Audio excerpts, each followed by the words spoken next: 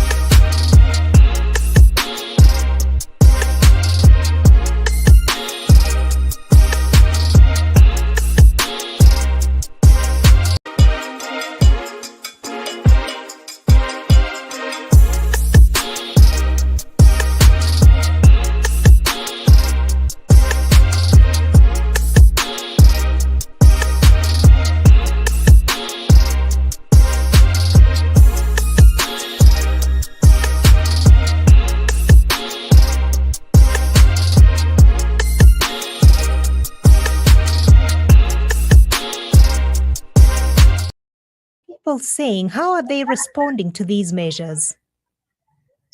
Well, people here have been able to speak to some of them. You know, this border is one of the busiest borders along the Qiana. Ooh. Just like that. Just like that. Welcome to the Tampa Bay Breakfast Club. I'm your brother John. And this is Qiana. And I'm the one and only Mr. Edmund. This program is being brought to you as part of the New Image Project at the Community Development and Training Center, aka See That. See that. See that. And we like to thank y'all for tuning in and helping us to redefine what's cool, because smart is the new gangster. Baby. And if you don't know, now you know. Now you know. Hit the Zoom. Hit the Zoom so they can The Tampa Bay Breakfast Club is an independently produced program. The views, opinions, and statements expressed by hosts, guests, or callers are their own and do not necessarily reflect the views, positions, or policies of Carafesta Radio.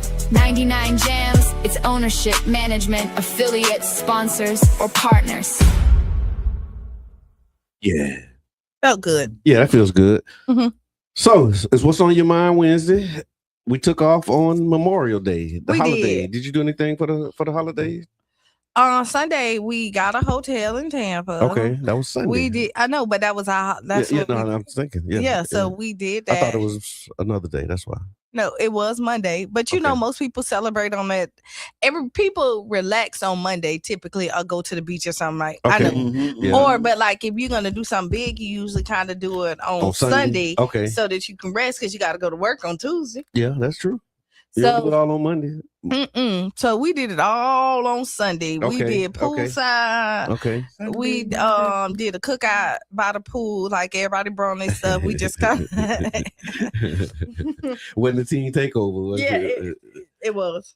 Mr. Edmond, happy belated, my brother. Hey, thank you very much. Congratulations, man. Yes, Another man. solar return. Yes, all those yes. good things. You do anything No, exciting? I enjoy myself Yes, sir. on my day. So I think it's a blessing. Thanks for everybody who gave me the birthday wishes. Appreciate it, and let's get to work. Another year.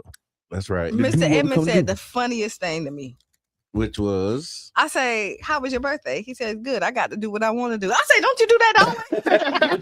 Don't you do that anyway? Isn't that like a regular? That's not a new phenomenon. It's not a brand new phenomenon. I thought that was quite funny. Oh my God. What about you? Same thing. I kind of chilled out. Mm-hmm. Nice. Took Monday, but you know these short weeks be the longest though. So Because you take a day off. yeah, and then you got to pay catch up. Yeah, everything don't stop just because it's Memorial Day. Mm-mm.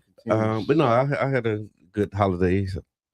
Fired up the grill, started a fire, and all that good stuff. That's Okay. always good. Yeah, that's it. And so the roots of Memorial Day, deeply tied to the end of the Civil War. Some of us know this, maybe not. Which was one of the very first observances orchestrated by formerly enslaved African Americans in Charleston, South Carolina. This was May 1st, 1865. So before it was a national holiday, Memorial Day was known as Decoration Day. In the closing weeks of the Civil War, a Confederate prison at Charleston Racecourse caused the death of 257 Union soldiers who were buried in a mass grave.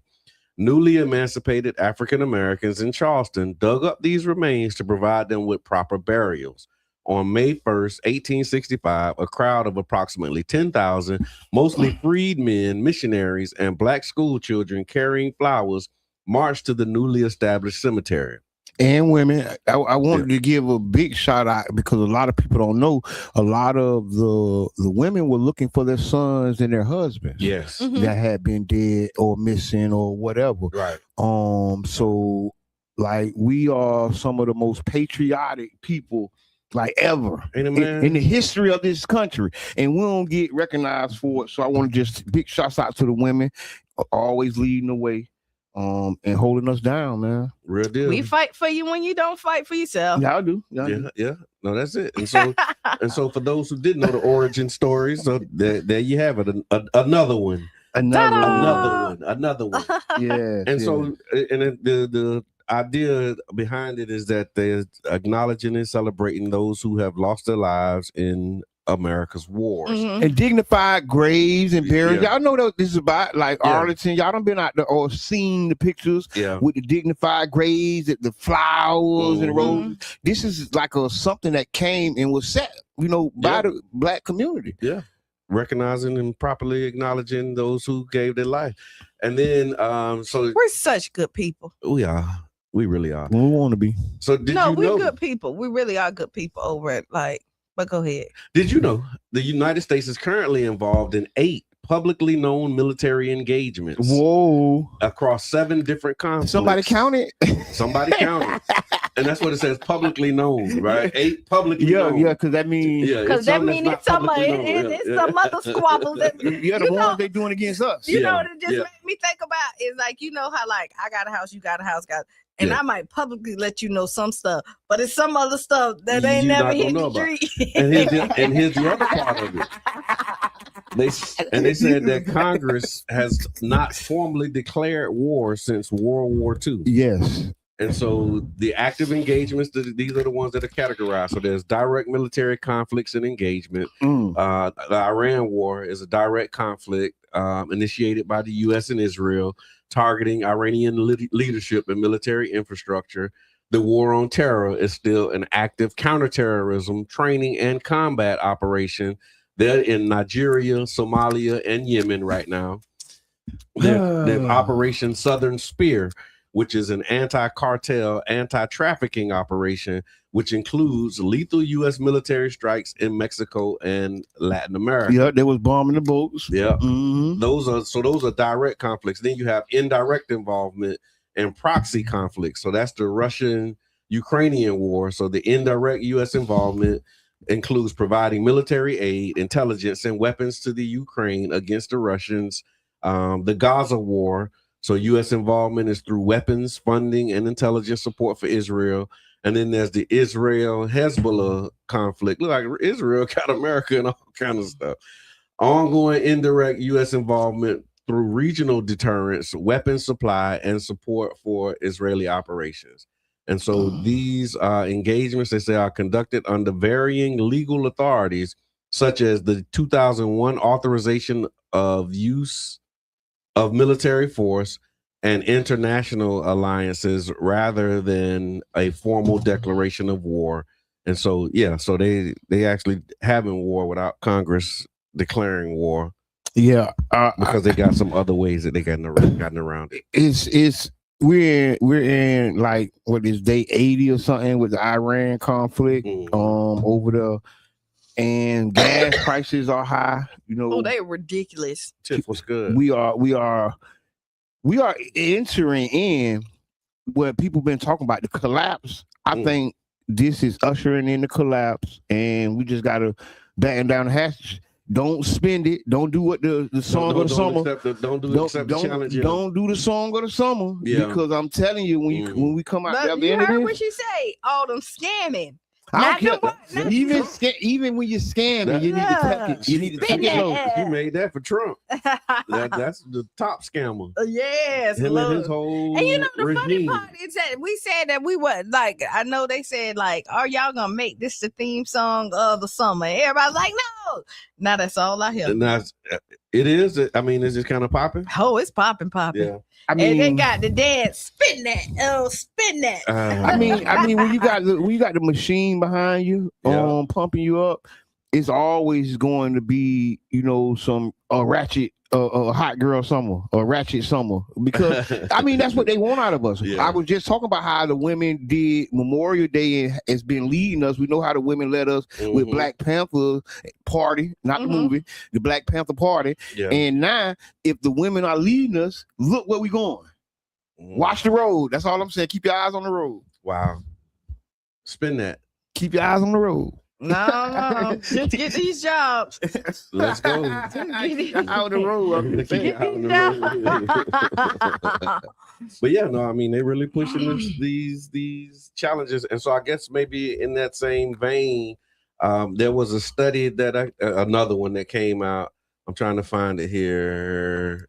Around social media and teens.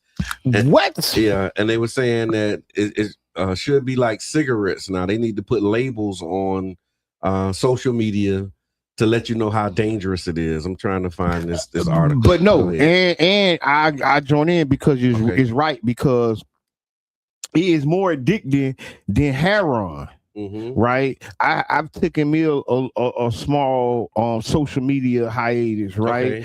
And it's time consuming, it's mental consuming. Every time I come back and check my page or something, it's some other mess that I'm glad I haven't been seeing. Every time I'm talking about the top page, and I'm like, dang, what is this? How are they trying to bait me in? Because it's captivating. Like I'm talking about the first time, every time I turn it on, it's like, something. It's like, what the hell is this? Dang, what is this? What is this? It starts you down there. What? Now you going in the hole. Now I'm deep in the hole. Yeah. 30 minutes later, and you know what? Boom. That's why I took it off my phone. So now I have to go through extra steps to get to it. And those extra steps actually prevent me from doing it. No, that's right. Though. That's like putting your gun in the glove compartment. You get what I'm saying? So right there you start that mess right there outside. You sound like Keisha Kior when when Gucci about to have one of his. She put the medicine in. No, she delete all his apps off the phone so he can't get on. You have some steps. But that's for real. He was like, you haven't seen him have an episode no more on social media. It ain't that he ain't had it. She just ain't seeing it because she clipped his access to it. Right. And that's right though, because I'm telling you, we're experiencing people going through episodes on social media, and we don't know it's an episode. We just excited, it's funny, or we intrigued by whatever they saying, but we don't know or can't see that these people are probably going through some type of episode. Yeah. So here's the story. So it's the question that was asked is, should social media come with warning labels like cigarettes? Yes. A growing number of health experts, lawmakers, and researchers are now arguing that social media platforms should carry warning labels similar to cigarettes and alcohol, especially for children and teenagers. The debate comes as studies continue linking excessive social media use to anxiety, depression, loneliness, sleep disrupt. This sounds like side effects from them drugs. Low self-esteem, attention issues, and rising mental health struggles among young people. Some advocates believe that social media should be treated as a public health issue. The backstory: for years, social media companies have marketed their platforms as tools for connection, creativity, entertainment, and communication. But over time, researchers have begun noticing troubling trends among users, including rising anxiety, social comparison, cyberbullying, addictive scrolling behavior, and increasing emotional distress. Now, some experts compare social media to junk food, gambling, nicotine, or other highly addictive products engineered to keep users engaged. They said, right, it was more addictive than crack or heroin. Social media. Yes. I can believe that. To certain people, because see, what you got to understand, everybody tolerance and especially if you have an addictive personality. Everybody tolerance and acceptance to things is different. Yeah. So we'll all look at the same post and how each one of us handle it is different. I miss you know what, with social media, like I realized, like I'm not necessarily addicted to it, right? Okay. Remember, I was locked But that's the first thing you say when you're addicted. So I'm just telling you, as an addiction expert, most addicts, as an addiction expert, that's the first thing you say. Let's go next one. But I'm going to say this. Remember, I was locked out for 6 months. No, but remember, I was locked out for like 6 months. You was locked out, and I never went and redid a whole. But how did it make you feel? And you also found another way in. Eventually. But how did it make you feel? But I wasn't like, you know how most people get locked out. They recreate like another one immediately for them to get back in. I was just, for me, I was like, eventually I get, that's how I felt. I was like, eventually I get in. There was no urgency to get in. Eventually I get in. Yeah. Like, and then, but you were still in though. So you had other ways of being. No, you was on social media. You wasn't. No. I couldn't. I didn't log into nobody else. Like I didn't have nobody else thing. I was just kind of like out the loop unless somebody showed me something. And see, I'm off social media, but I'm on social media. It's just a step process for you to get on to get to it. It's not just to open the app and match the app. I took that step off because I think I do have an addiction problem. I think I have spent too much time on social media. I think it's not productive. It's not. I think you can. Like I'm not saying that I'm not saying that I don't do social media, but I'm just saying like. I'm paying attention to my screen time. So you got the app that can show you your screen time and engagement. I'm like, man, it's too much time. You know how many times like I go on there and I realize like I was tagged in something and I almost missed the tag, like especially like on the story because it only does like 20 day or so. Because and I go in there and look and see that I was tagged because I just haven't checked it. If I hop on, if I have to do something, I'll put it on and then kind of get off. I've been missing all my messages. Sometimes I'll stroll, but like I'm not like. And I'm gonna tell you, it is an addiction without calling it an addiction. Yeah, it can right. And I want to ask you, how is your screen time? If the audience, are you doing too much screen time? Yeah. Put it in the comments. Tell us. Let's talk about it because this is just like all them other addictions and things that come up. We never talk about it. We never look it in his eyes, and then it become a problem that we can't control because we didn't address it. You know what I mean? So here we go. This is my counseling session. I'm sitting right here. Maybe I'm not on social media because I'm 90% of the time in the car. Okay. So it eliminates me time to drive and do it. I can't be on social media. Yeah. So here's the other parts of these questions that's coming up as a part of this conversation, right? It's saying many parents say we didn't fully understand what this technology would do to developing minds. So the big question is social media simply a tool, or is it intentionally designed to become psychologically addictive? Yes, it is. I think it is. And you know what I think what happened is when kids were out of control and then you gave them the phone, it calmed them down. It became another babysitting tool. Yeah. Right? And so you got to think is that give them the phone to calm them down. Yeah, like and you look at them right now is that like kids be like, what my phone? What my tablet. Yeah. And the first thing they do, like if they out of control, just hand them their tablet. It is an incentive. Like I've seen it as an incentive with my grandson. Yeah. Like, you know, if you do good, you can get the phone. You can get the phone. You can get the tablet. But you gotta like do right. And they do it. Yeah. Listen, and they do it, and it is. Wow. It's kind of like when the parents give the kid cough syrup to go to sleep. Yeah. I hate to bring it there. Yeah, but that's what it's the exact same thing. Designed for that, but that's one of the uses. Take 2 on. So the comparison to cigarettes. Give 2 on. That's the comparison. So let me get this comparison to cigarettes. Kid. So it says just like cigarettes, social media companies. Okay, so here's the comparison. Okay, go ahead. Because you know they were saying cigarettes and social media. What's the comparison? They said just like cigarettes, social media companies knew certain harms existed. Right, and they engineered it. And the profit comes first. And they engineered it. So, and that's what I was telling somebody about. AI. Okay. AI was developed using social media technology. Okay. So everything they learned with Facebook and Twitter, they incorporated into AI. So that's why it's a successful model. That's why AI has taken so much of the social media time. Okay. Because now you have a person or a thing you're interacting with that doesn't give you no back talk. It doesn't give you no fat lip. It tells you what you want to hear. It's called sycophancy. Tell it, give me back talk. But it's sycophancy. Yeah. So they're gonna try to appease you as much as possible. Yeah. And they mess up too. And like you want me to tell you that. How can I help you? It's gonna tell you what and it always leads to another prompt. Yeah, it's because it do. It's interesting because it's always saying, what do you want me to do? Next step. Yeah, it's like that. And it's like, no, come here for that. And now you 8 prompts in, and it's running the show. Like you come in for one running the show, and now it's and like, I don't let it run. No, you want me to tell you? Here? And I don't let, and I stop it. And you gotta stop it. I stop it. Hey, listen. That's not what I said. Did I tell you? And no, you really do. And if you do this again, I will be changing apps. Yeah. See, you threaten it. Yeah. That's threats.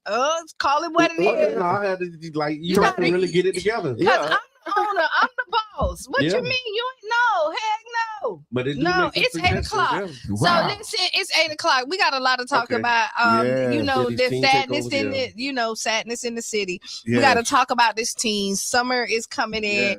Gun violence is at a it's just out here.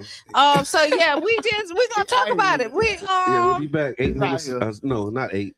7 minutes after the hour. Somewhere around there. How about that? Tag a friend, tell a friend. We got a lot to talk about. God.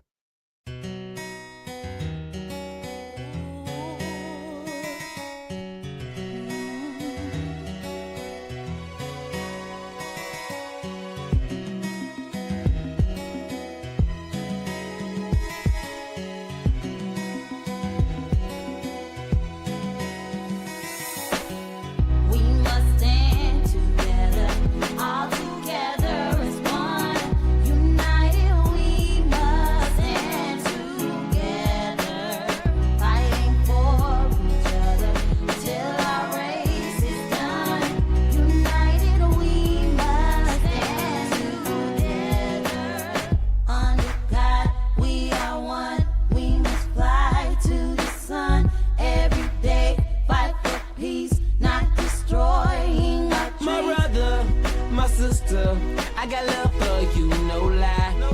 I give my best, I try. Someday we'll touch the sky. You're an angel, little baby. Wipe all your tears away. I know it's been crazy, but keep your head up high. Foot chase through the projects, dodging foreign objects. Street knowledge, I should've went to college. Odds stacked against me, surviving off instinct. 3 blocks from the precinct. Lil' homie caught a case, others lost family members. Product of his environment, projects produce violence in the middle of the streets, cause that's how we eat. Just a rap about the trap don't mean I ain't about peace. We must stand together, all together as one. United we must stand together, fighting for each other till our race is done. United we must stand together, under God we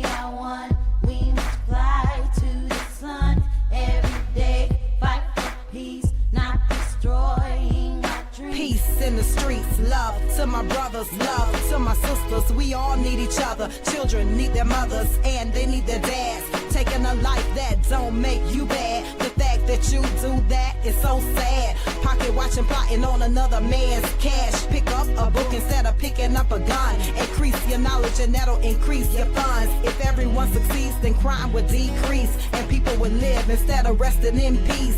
Unity, that's what we need. Stand up and be a positive force in the community.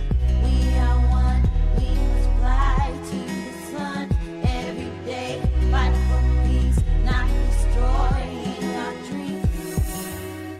We must stand together. Must stand together. All together as one. As one people. United we must United, stand we shall rise. Fighting for And you fight for me till our race is done. till we see God. United we must United we will rise. Clap with me. under Clap. God. We Clap. are one. Yes, sir. We must Clap. fly to the Clap. sun. GB on the track, Every man, and I day, mean this. It's from the fight for heart. peace, not destroying Back and our forth to dreams. prison, cause my position in the ghetto was wishing my dreams was in my hand, man. Instead of so distant, violent crimes on my record, showing judges I'm reckless. Guess they think I'm rich and young, like Young and the Restless. Every time I see a young brother rich in peace, got to be the only time when I watch TV. Cause the struggling and suffering is all I see. Besides muscling and hustling that wall with heat, I point the finger at the devil, boy, for taking my peace. Cause the only way to live is to take to the streets. But they rate me as a villain for the killing and dealing. For what? My last resort to make me a living. I don't give a damn, tell them so what? I'm gonna survive even if they threaten me with life. The arms of poverty held tight, making life a fight. But in the sky, we got to unite. Keep your head in the sky. We must stand together, all together as one. United we must stand together, fighting for each other till our race is done. United we must stand together. Under God we are one. We must fly to the sun every day. Fight for peace, not destroying our dreams. We must stand together, all together as one.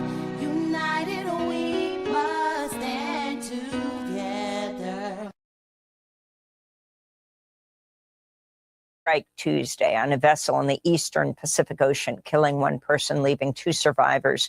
The Trump administration once again claimed the vessel was carrying drugs without providing any evidence. Video shared by the U.S. since September, the Pentagon says it has killed nearly 200 people in strikes on boats in the Caribbean and Pacific. The attacks have been widely condemned as illegal.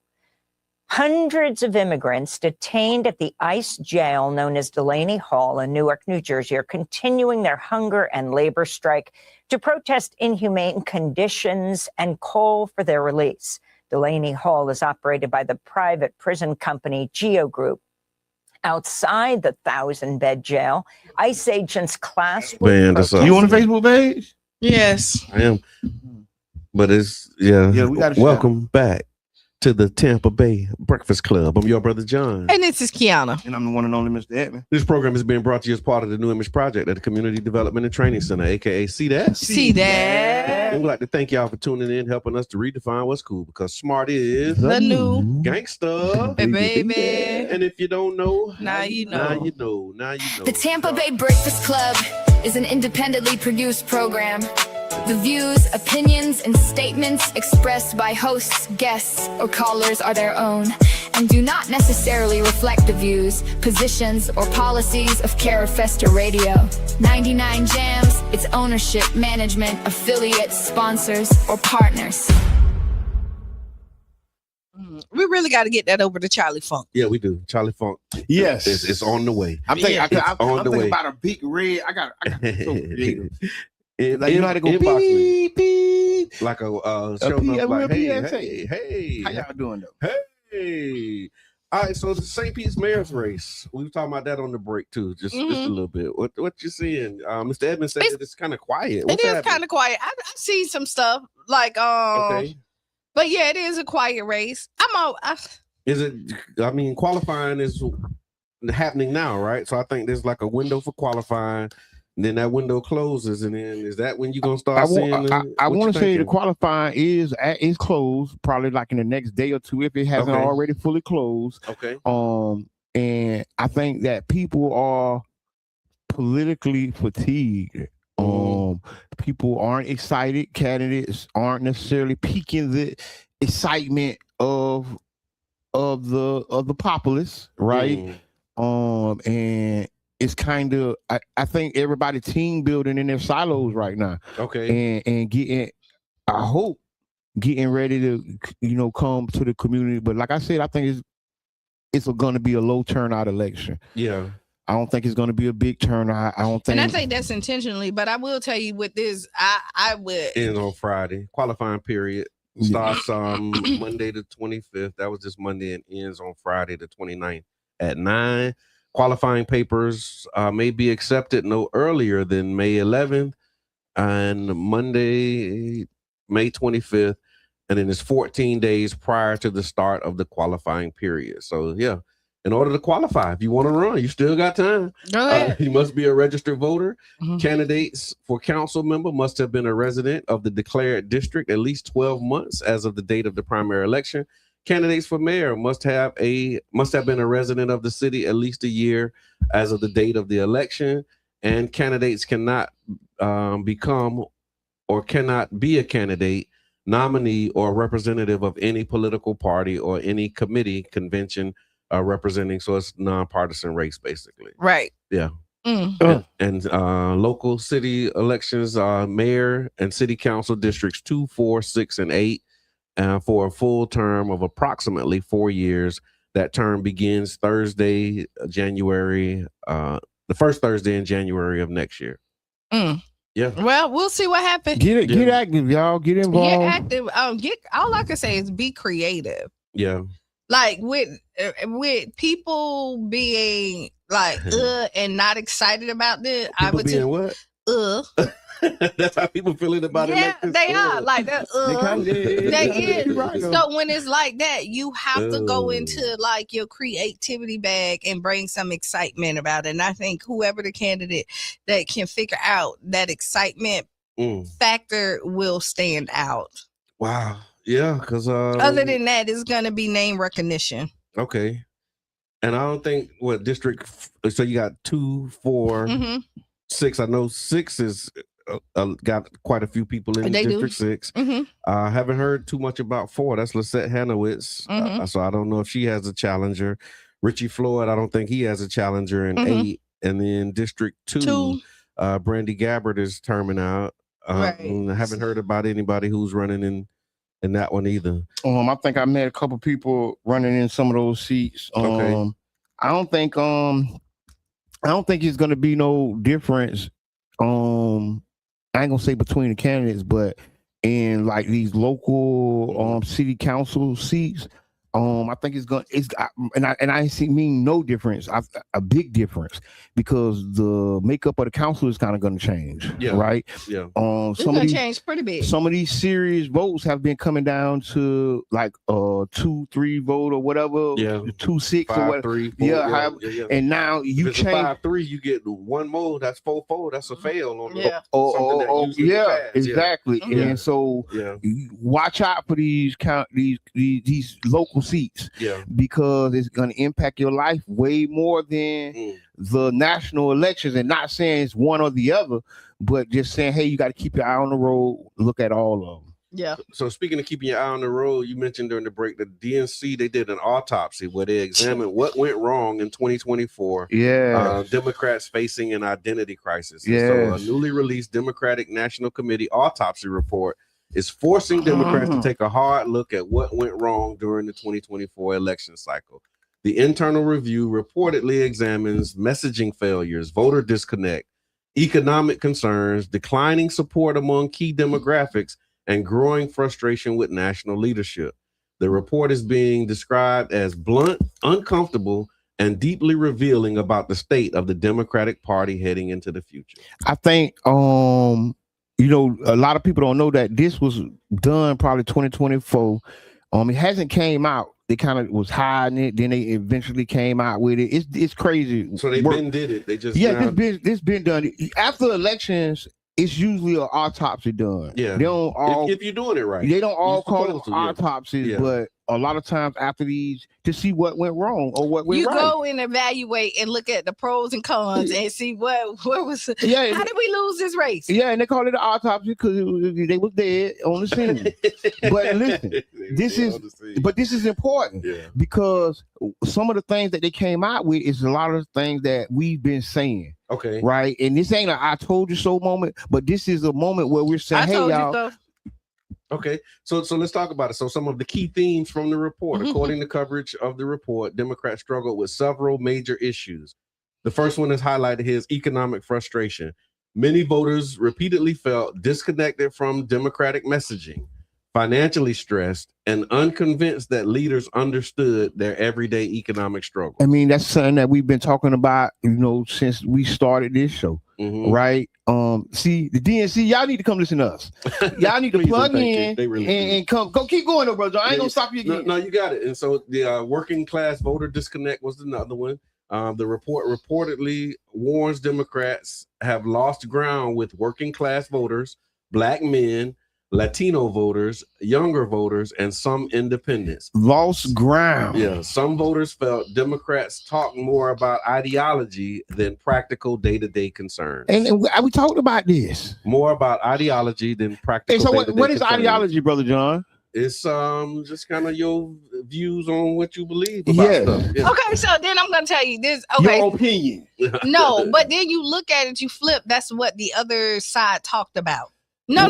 Like, look, what you mean? If you look, these people talking about policies that they're passing right now. But 2025 plan, they talk about policies that they're passing. Y'all can say it's ideology, but them people were talking about policies that they have passed. So since we just got this from 2 years ago, whenever it was done, in those 2 years, the other side has accomplished half the things that they said they was going to do. So ideology is a systemic set of beliefs, values, or ideas that shape how a group or individual perceives reality, explains how society should work, and provides a roadmap for political or social action. And so now here we go. If you look, what Trump ran on was on Christian values, his right or wrong, values and ideas on. And that's exactly what he ran on, right? And that's he put fear and talked about abortions and Make America Great Again is an ideological position. So I'm looking at this report that has a set of values, and a set of beliefs. So like I'm listening to it. I'm calling BS when BS is,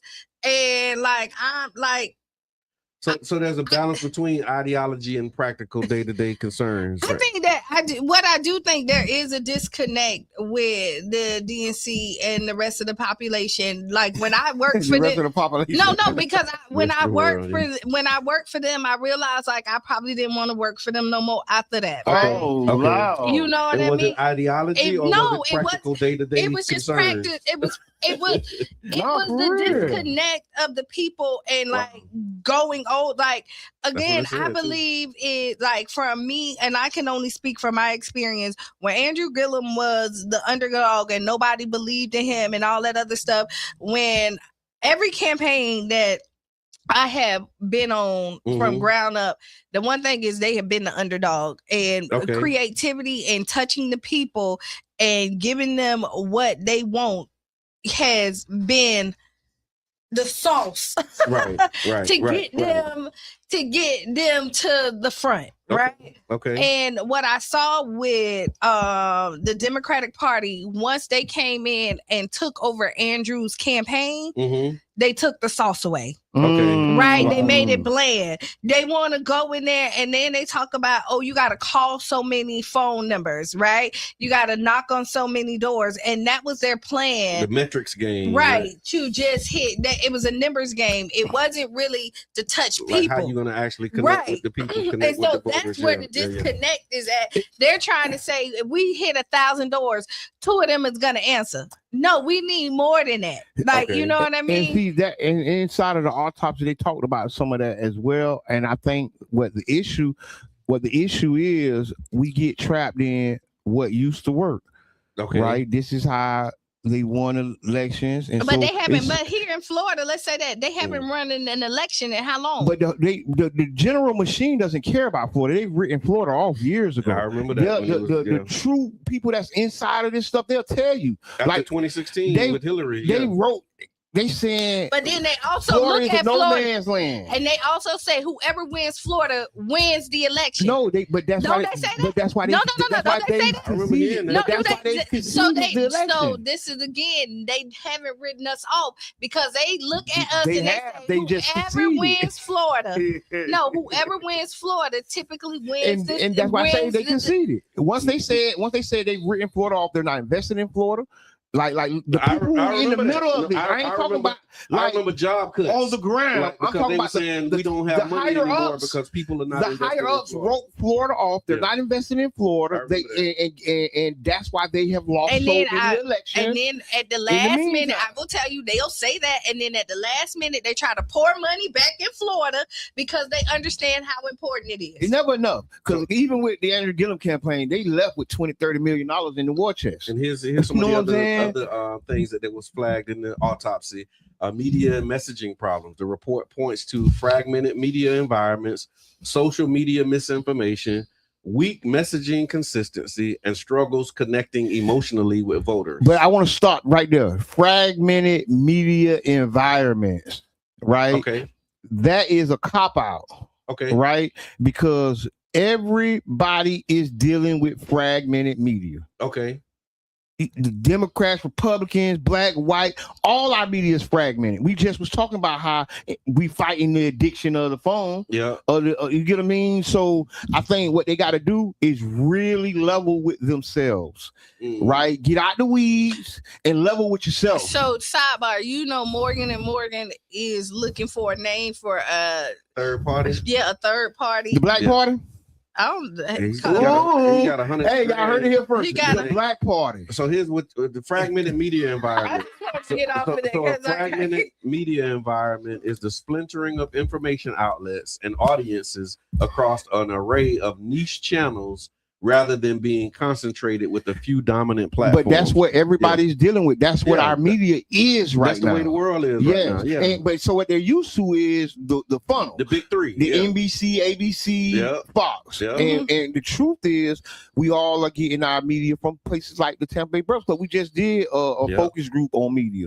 And the large percentage of the people was not getting that. They don't watch TV. Yeah. Nobody said they get their media from TV. I ain't gonna say nobody. I take that back. Yeah, very few. Few of them. I watch TV. You get news from TV? I do. You get news from... When I wake up in the morning, I go to Bay News 9. Okay. That's the first thing that I go what to. On the 9s? Yeah. I'll go to, I do. But I get it from a little bit everywhere. But like, I'm not like that. Do you go to Fox News? Do you go to NBC? Do you watch like the news shows? Yeah. Sometimes I will. Like if I'm strolling. What's the last news show you watch? The name. I watch Good Day Tampa Bay. I think that's kind of like an entertainment. That ain't that's kind of like entertainment.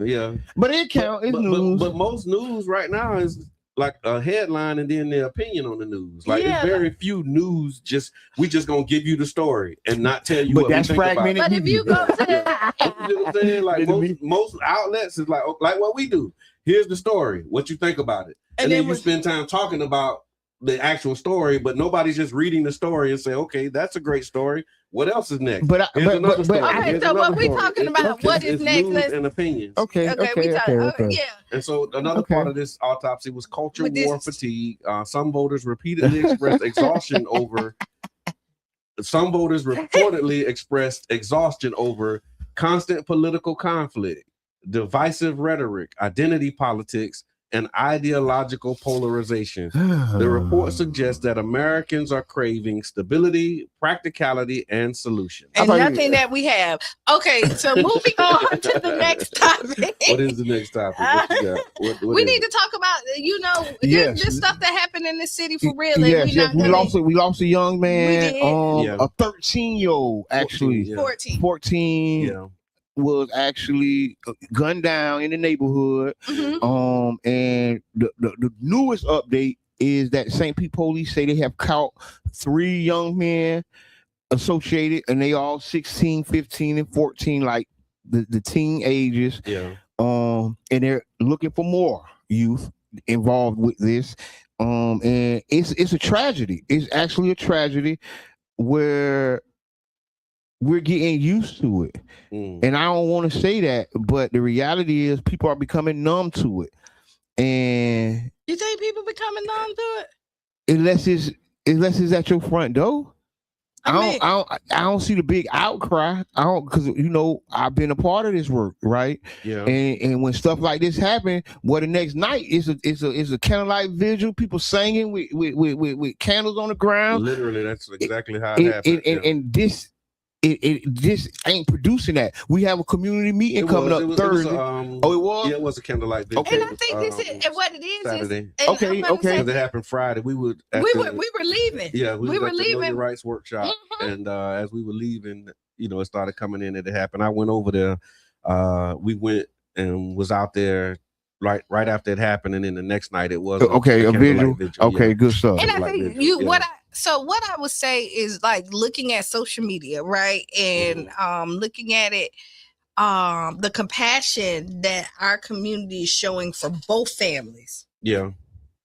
Is amazing. You know what I mean? Because you have one family. And I'm feeling like that's a new thing. But because before it used to be ripped and torn. It'd be ripped and torn, and then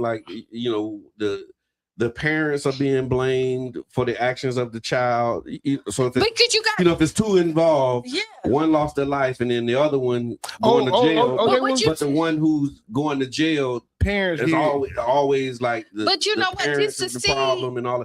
And I'm seeing a shift now because you want me to tell that narrative and what in that I'm conversation. Is you see troubled teens that all these teens had in common is that their parents was fighting for their life. Yeah. And trying to get them all on the right track.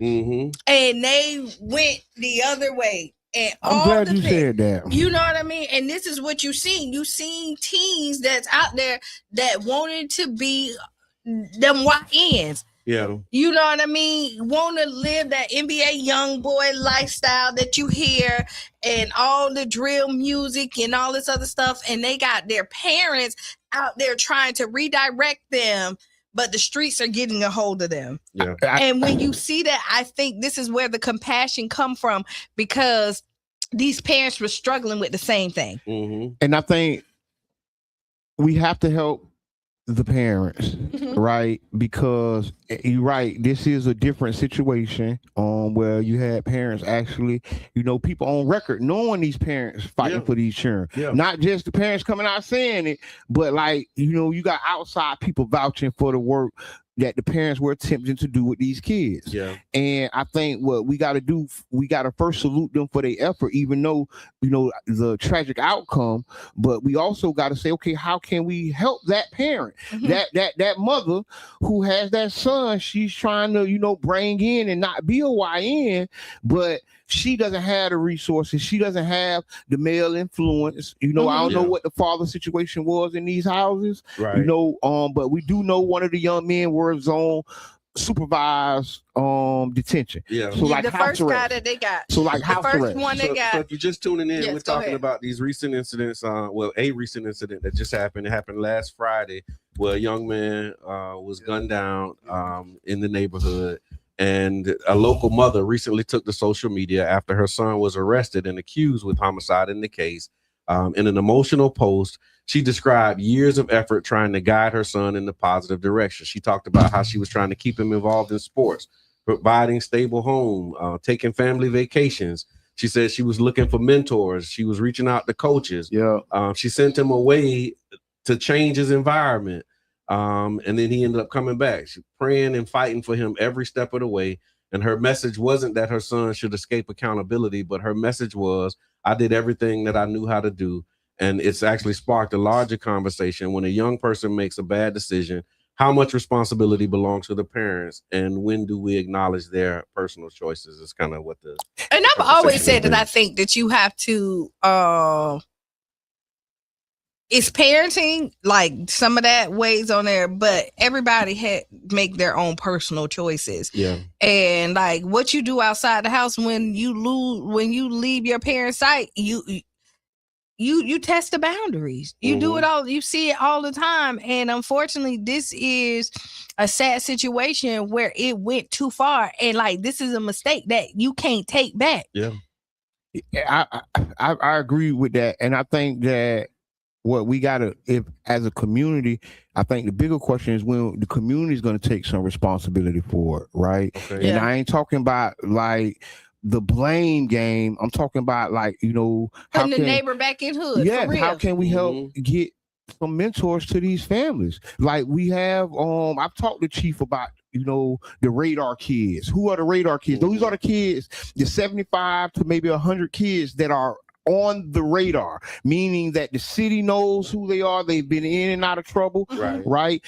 Trying to find out ways we can work with those kids, right? Because this young man would have been one of those radar kids. Because we would have had his name, we got his ankle monitor, we already know where he at, we know his parents, and we can come in and help, you know, having the tools and the resources to help. Because honestly, it's not all our kids out here doing this. Yeah. And all our kids get painted for it. But the truth is, we have a list of the kids. We have their names. We know where they live at. We know their parents. We know their mama in jail. We know their daddy in prison. We know the things. And in this case, you also know the family members, because like I remember this family, my children went to school with them. And they have like an older brother who was like into, you know, when the car theft thing was happening. Like one of the sons was real big in that space. Yeah, I mean, and then there was an accidental shooting where another one, you know, was involved. And so it's like I remember that. And one of the other families. And I want to hold on 1 second. We got to call. Yeah. Good morning. Good morning. To gun violence. Good morning, Miss Davis. Hey, Sharonda. Hey, Davis. So, so I was listening to y'all and what y'all was saying, and I can kind of relate, because I had, not saying in a criminal way, but my daughter, my oldest daughter, the one that just graduated, she had stepped away and was, you know, trying to go a path that I was not constructing in. Hold on a second. And so, in an aspect, I had to pull my village together and say, hey, we got to come up with a plan to make sure this girl is on the right path to graduate and do what she needs to do. Right. So, on all aspects, my village was in. So do this for me. Can you share some successful actions that you were able to take? Because we just saw and we celebrated, you know, your baby graduate. What were some of the things that you were able to do that like what some parts that the village was able to play to help get your daughter across that finish line? I put a game plan together, first of all, with the school, right? Okay. Because she wasn't going to school. So two teachers at the school, well, one of her counselors and a teacher at her school ended up calling me, and they were like, we'll help you with everything that we can do on our end. Meaning, while she's in school, we'll make sure that she's getting her work done. We make sure that she's going to class. We'll make sure that she's doing it. When she leaves school and needed to be supervised, then that's where my mom fell in. My mom picked them up right there after school. I'm here. I'm giving you 5 minutes to be here. No, you know what I'm saying? Yeah. Not giving her no room to jump, to move, to whatever. And sometimes it takes that. You might say, oh, that's strict. But sometimes it takes that, because when they figure out they don't have no wiggle room to do nothing, then they're going to shape themselves in gear. And that's what happened. She shaped herself in gear, started making straight A's, and just ended up being into the point where, okay, I got back with the school. Okay, where's she at now? They was like, okay, all she got to do is pass this class and she's in. She's graduated. And I was like, okay, let's get it done. And then checking on her progress, you know, every day, every week with the school, every day with, you know, certain teachers and stuff like that. But other than that, just everybody stepping in and taking their part. My mom, my dad, you know, her stepdad, your sisters, you know, yeah, my sister, her godmom, her Nene, my god sister, just everybody stepping in and taking a part in whatever I needed. And if I say I needed something, they were there. That's just it. I hear that. Thank you for calling in and sharing that. And that's when it worked right. It does. Yeah. And you know what? Another thing, not blaming you gotta, when we put the neighbor back in hood, you're gonna have to trust your neighbors. Yeah. Because you see what you have. A lot of people who step back because you can't say nothing to some of these kids. Yeah. If you say something to them, they mom and them got a problem, even though they dead wrong. Yeah. Yeah. You know what I mean? And so you gotta rehabilitate the village. You really do. The village needs some rehabilitation. It does. Because if you grew up in a village that has a whole lot of trauma and your village experience was bad, then you're not gonna be trusting the village. And so that's when you get those, you know, don't nobody talk to my child but me, or don't nobody, you know, it's trauma. Because it's just trauma. Like, you know how your experience was, and you don't want that experience for your children. Yeah. And so you saying, well, you know, if it's a problem, you know, you come to me, but don't you say nothing to my children. Like, you see that, and that ain't the majority. No. You know, and I think that what we have sometimes, we paint with a wide brush. Yeah. And it kind of leaves us in a spot where our community is empty of help when it needs it, and trying to figure out ways. Our big shouts out to Quell. We was talking about putting together a community meeting at the Childs Park Lake this Thursday. An action meeting, a rapid response, talking about, you know, doing something for the community in a way that we can probably help, right? Or see what services or resources we got, because the reality is the help that both of those young men needed is here, but it's unorganized. It is not coordinated, right? And we have to put that organization and coordination together and facilitation. Because honestly, like, your program Crosstown ain't helping somebody who needs it at Shadyside.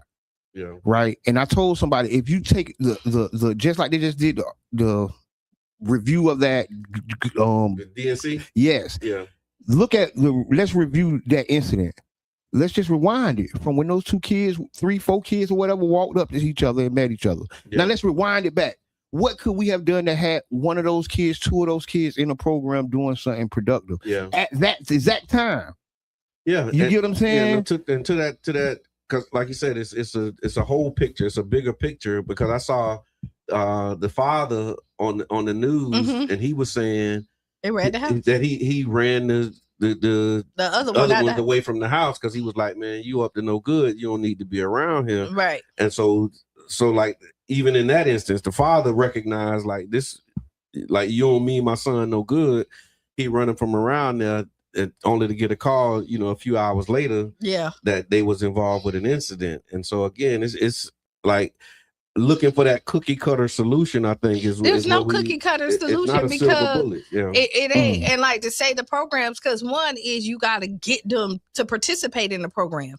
Like Childs Park has a lot of programs for the youth. Yeah. Like, look, one thing not a lot.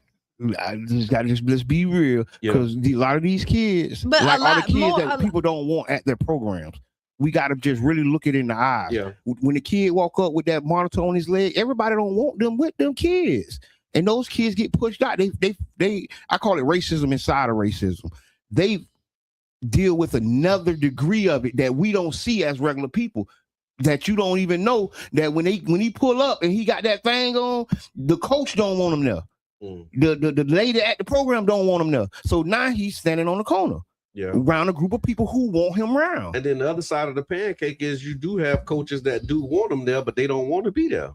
Like, and that's why you know what I mean? You got that demographic too, where it's like, hey man, we trying to get y'all to come in, but but they're not interested in coming and they're in. not. And Like so they that, folded their hands saying, "Man, and I they ain't get trying that. to do that right so now." So again, this is not cookie cutter. Like you have people who make them feel like they're not wanted. Then you have the people that make them Doing feel all they wanted. can to make them feel wanted, but they don't because want I to. see the resources. So but they don't want to go to church. Yeah. But you get You what know I'm what I saying? mean? But So, we gotta really let's really level it. That's Let's why I level said it down. It's a whole. It's a whole. That's why I said I want you to come play baseball, but again, I all don't of play these- baseball. Again, all of these, bing, bing, bing, bing, bings, Yeah. it's good. But until we really look at systemic issues and say, okay, what's the layers?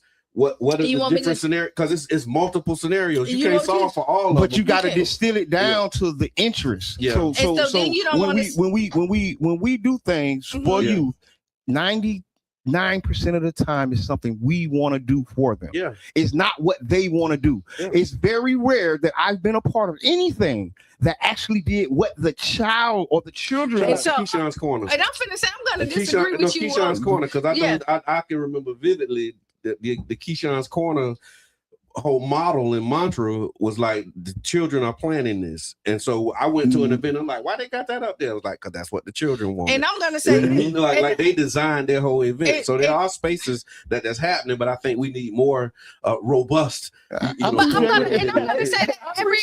I'm gonna say you say that because it's happening, but And I'm gonna tell you this: when you say like 90%, because I've been in some of those meetings with the youth, and I know that the youth has been questioned about the things that they want, and we like we may be the planning, but the youth has been talked to about it, because we say the same thing. What the youth want, and somebody go, hey, ask your nephew, ask him. We start doing surveys, so like we're conscious enough to know that we gotta.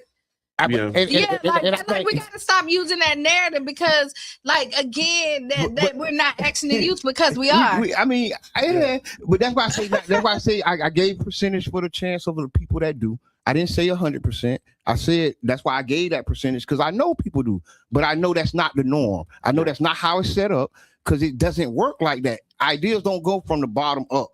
It goes from the top down 90% of the time, especially when resources are involved. And all I'm saying is, hey, we got to relook at it, because it's not no mystery what the kids like. We know what they like. We know it. We know it, getting all the money and getting all the attention. But do we want to incorporate that into a program? Do we want to pull that into what we're doing? And that's just kind of some of the things we got to kick around when we talk about helping them. Yeah, real deal. And so definitely an ongoing conversation. We wanted to lift up and highlight really, and she again, said she connected to Story 727 to help with her daughter too. Really, this initiative. Again, I like the direction though that's happening, because I remember when we started, like vividly, 08, 9, 10, 11, 12, like that was the biggest pushback was the parents. Like everything was all the parents. And then as you start talking to parents, you're like, look, I'm doing everything that I know how to do. Now, does that mean we need to learn how to do something else if you maxed out at the capacity of your knowledge? Is there some other knowledge that you need? Because if you've done everything you know how to do, maybe there's something that you don't know how to do that you haven't tried. So you got that as a thing, but just this broad brush of like, as soon as you see a mugshot, or as soon as you see, 15-year-old, 16, well, where was the parents? Or the parent might have been 2 jobs, away. And the parent was just saying, boy, you need to get your life together. You know what I'm saying? We got another group, and we don't ever really talk about it, is okay with that lifestyle. Yeah. Like, is okay with being in the streets, because they feel and you better be out there, and it is a group of that people. Is a demographic. That is a demographic. And that's what I'm talking about. Going to get. Be proud that they son was, my son stood on business. But he handled up. But that's who I'm talking about targeting. Yeah. That's the radar kids. Those are the kids I'm talking about really putting the focus on. Yeah. Not just a cast net for kids. Hey, kids, all y'all come. Yes, let's all that way. But where's the tough guys? Yeah. Where's the guys whose family has been in this and they doing a lifetime of the streets, and they need somebody that can talk to them within the street life or within the street wording, where they can say, okay, I can change my life. I can do something different. You know what? This might be a hot take, but a lot of times it takes some consequence Like you don't just wake up one morning and say, you know what, today is the day I'm finna change my life. Yeah. Like I know I'm out here, I know I'm doing it. It usually takes some impetus or some stimulus or some tragedy, unfortunately, whether that's going to jail, whether that's losing a friend, you know what I mean? Like it's very few that's gonna wake up today and say, you know what, today is the day where I'm finna just change my life and do something different. Because if it hasn't impacted you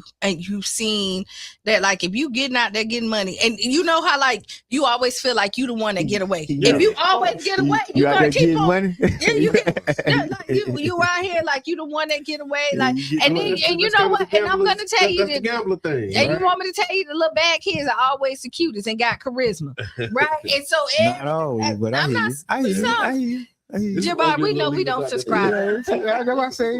But you know, and they just get away. They get passes, constantly passes. I like the idea is looking, but then they be like, don't stereotype my children.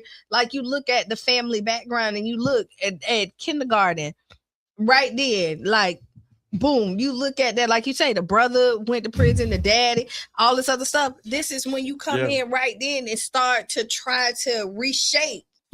This what it was a concept we came up with a few years back called Opportunity Task Force, right? Using those same, like you say, not trying to stereotype, but looking at the facts, looking at, okay, your parents locked up, your brother just accidentally did this and that just happened.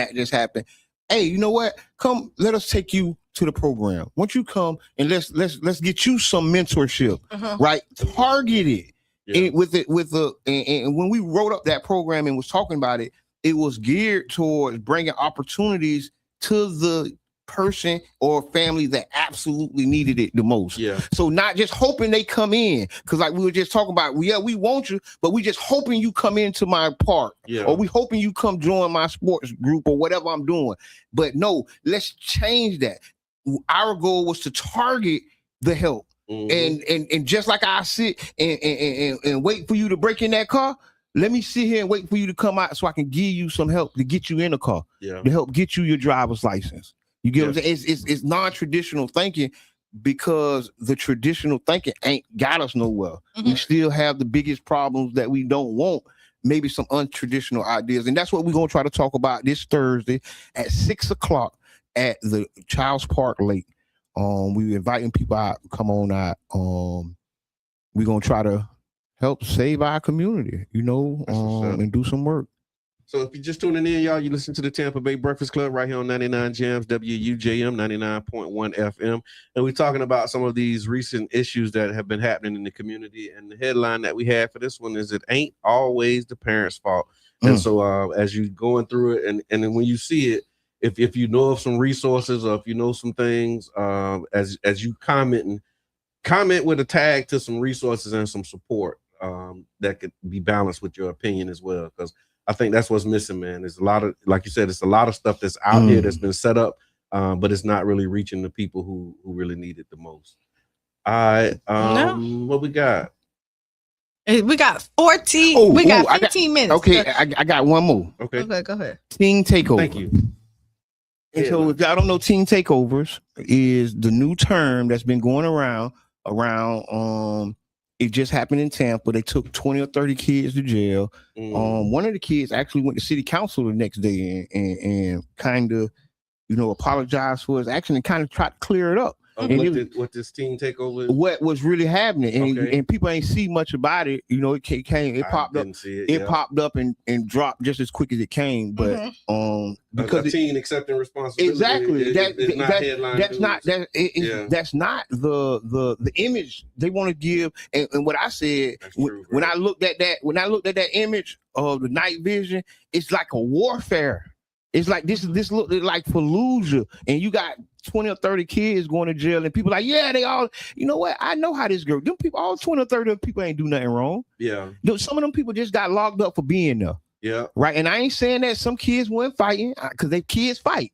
White kids fight on the beach just like black kids fight in the streets. So it's all right. Yeah. Here's what it says. It says a teen takeover. Teen takeover is a viral trend where a large, unpermitted crowd, these language, large, unpermitted crowd of youth converge on public spaces like malls, parks, beaches, often organized and promoted using social media or AI-generated flyers. While initially advertised as meetups, many of these events rapidly escalate into chaotic and sometimes violent disturbances involving fights and vandalism.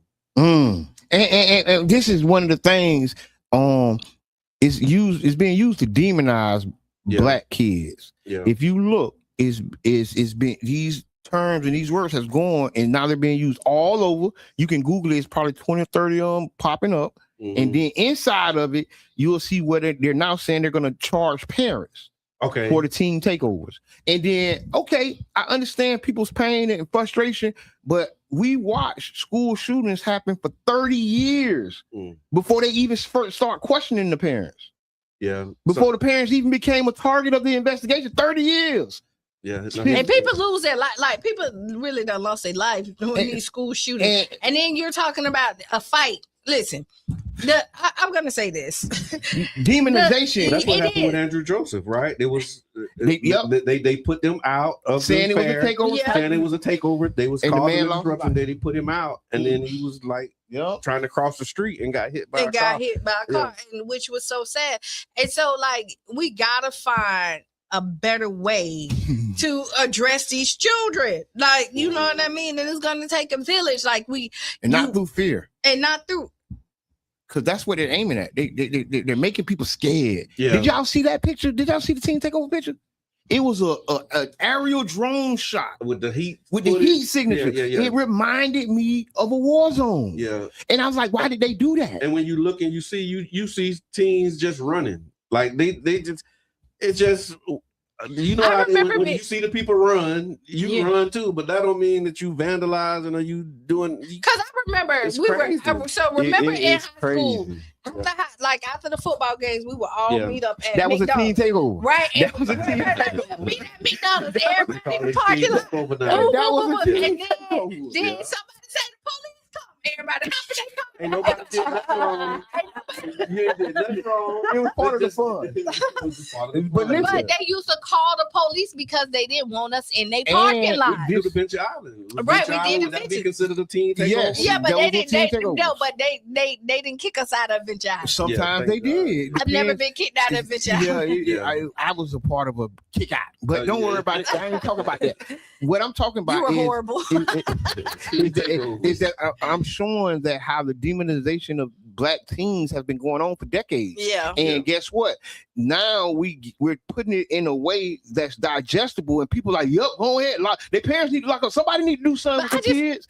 And the reality is, they're taking your eyes off the real problem, and the real problem ain't kids coming together. It ain't kids, because soon as they did this, the police. That is a part. But they don't want our kids to come together. Now the police in Tampa are doing a controlled teen takeover that's done by the sheriff. So they're so disconnected. They don't see how this isn't what the kids are trying to do. They're not trying to hang out with the sheriff. So this is what it says. The key details of the trend: the teens they create and distribute the flyers across the digital platforms. And then they mass produce these ads for the location of the meetup.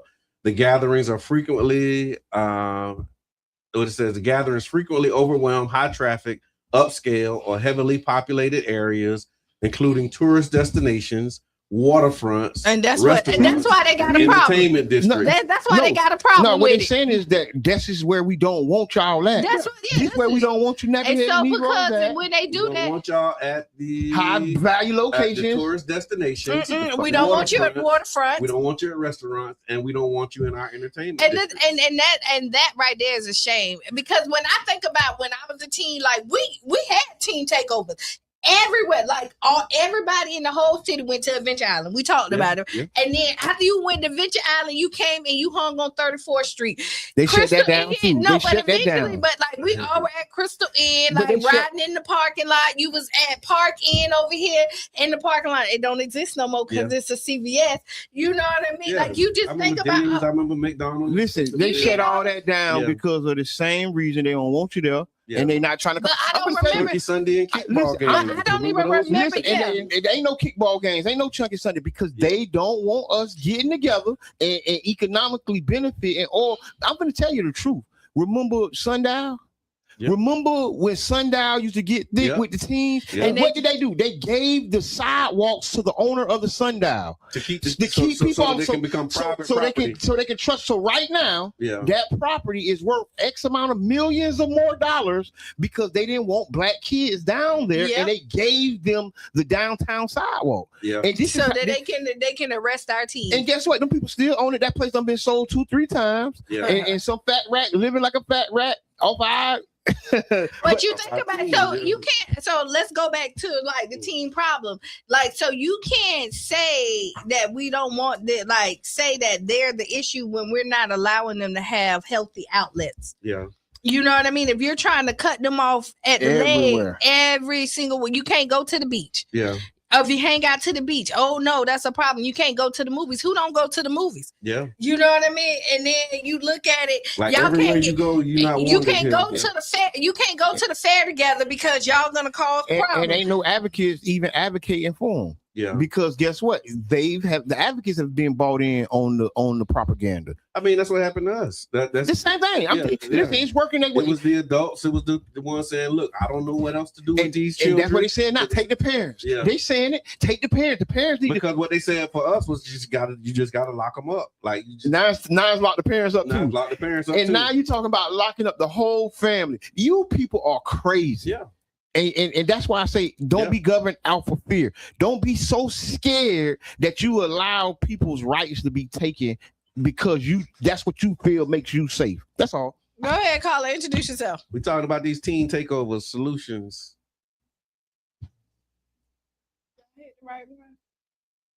I can't hear. I did. If you're talking, we can't hear you. Go ahead, caller. Go ahead. Hello, y'all can hear me? Run it back. Go. Introduce yourself. yourself. This day, man. What's up? What's good morning, y'all? Hey, we got the Davises today. Go ahead. Oh, yeah. All I was saying is, I think the problem is with the kids, they do need more outlets, but us as parents, we got to start doing more with the kids. Back in the day, we used to do a lot with the kids. Our parents used to do a lot with us and everything. I think we'd be more interactive and getting on social media ourselves and taking ourselves from what's going on in the app. That's right, though. That's right. Hey, I'm gonna say we used to go to the Galaxy. We had the Galaxy. They had Galaxy, but our family, you real parents used to take you to the beach, little simple things. Yeah. Kids, the phone got the kids, so you gotta make them kids put the phone down and be more interactive and take them out and do things. You absolutely right.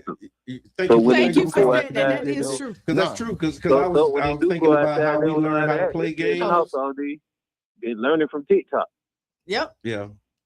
I remember how we learned how to play games, right? Like, how did you know how to play freeze tag? How did you know how to play wheelbarrow race? Yeah, it was some adult, like a Miss Yvette. Yeah, you know what I mean, or somebody who would come and they would put the children together, and then they start showing you how to play, like really doing things with the children, and to the point, like now you see with. It's like TikTok. So now the way you learn is through TikTok. You're gonna learn how to do the TikTok challenge, or you're gonna swallow some cinnamon, or light your hand on fire. It goes right back to our original conversation about social media. Again, like these phones are babysitting, and parenting our children. We had somebody who came in. Did they come in? They wrote a book that was basically teaching children how to get outside and play. Y'all remember we had an author. I'm trying to find. Was that Brother John? That wasn't Brother John. That was another brother. But he had a book. He had the book with the boy. I thought that was Brother John. He had the brown suit on. No, he wasn't talking about going outside and playing. No, he wasn't. Okay. It was something else. Okay. But it was to the point about like what comedian Damian Davis was saying was like spending that time with the children outside of outside, like I think, and I know this is not ideal, but like we used to take our children. We used to go play basketball. It's simple. It's like spending a meal, like sitting down and carving out time for your children just to hear about their day. You know how many times like parents don't talk to each other or their kids like in a household. Yeah. Like you get up, you go to work, go to school, and then you go, you fix dinner, you back to work, you sleep, they eat their food, they go in their room, and y'all ain't had no serious conversation I think whatsoever. they said the average household might spend like 15 minutes talking to their children or something like that. Because I was gonna say we're talking about bigger social problems, right? But that we all deal with. Like this is cross culture now, because I think, and you're right, but I think the intricacies of the issues that we're dealing with kind of is for a special demographic. But this isn't, so we want to prescribe a solution for everybody, but this isn't a problem everybody's dealing with. This is a problem that's inside of, because 13-year-olds ain't getting killed everywhere. No, but this what is not happening. But you know what is happening everywhere a lot of times? The lack of communication in the household. And the ones that and the ones that are not talking with the parents that's getting killed, I can listen, I agree with that. Probably ain't like, just thinking. I agree with that, but all I'm saying is a specialized problem needs a specialized solution. Yeah. That's all I'm saying. Yeah. Because what you're saying is something that goes on everywhere. Everybody's dealing with that, and I agree. Yeah. But what we have is a specialized problem that needs a specialized solution. But just, I get that you do, but just think about if everybody's dealing with that, with this specialized problem. If that parent right there took another 30 minutes every day and talked to, and actually knew what was going on, and talk to them and can redirect this specialized problem, where that would reduce at. Just think, because I'm battling stuff. Yeah. I'm not talking to nobody. Nobody can't say nothing to me. And then all kids need somebody to get something off their chest with. And if they only got their friends to talk to, especially our specialized kids, they're getting bad advice. It's the blind leading the blind. So it's even more important for the specialized group to be able to have a healthy outlet in your household. No, I'm not. I'm never disagreeing with that, and I agree with that 10,000%. And what I'm carving out, the caveat that I'm carving out is that you have those situations where the people are doing everything they can. That's what we're talking about. We're talking about the people that are talking to the kids, getting the kids in the stuff, taking them places. So what I'm talking about, the dad who just said, "Hey, get your butt, stop doing that," just right before it happened. Yeah. What I'm talking about is that a way that specializes what these periods are going through, because when they walk to that store, when they go to that corner, right? We got to continue this conversation. It's 9:00. So we gotta go. It happens quick. So Thursday we'll 6 have o'clock at Child Park Lake. Yeah, information will come out a little bit more about it. Yeah, we'll drop it today. And then we'll talk about some of these other, because there's a lot of resources. So you got the Competitive Readers Coalition, you got Keyshawn's Corner, you got Story 727, you got like Barack Mentors. Let's highlight some of these opportunities that are available to some of these youth too, as well as some healing spaces. And so we could talk more about that on Friday for Freestyle Friday. There's a Hurricane Expo tonight too. So if you're looking for some hurricane supplies, you want to get some information about how to prepare and some support with your preparedness, from 5 p.m. to 7 p.m. at Lake Vista, there's a Hurricane Expo that's happening tonight. All right. Stay tuned for Sister Hughes. Make you lose your shoes. Shout all around the house. This has been the Tampa Bay Breakfast Club. I'm your brother John. And this is Qiana. And I'm the one and only Mr. Edmund. We're out.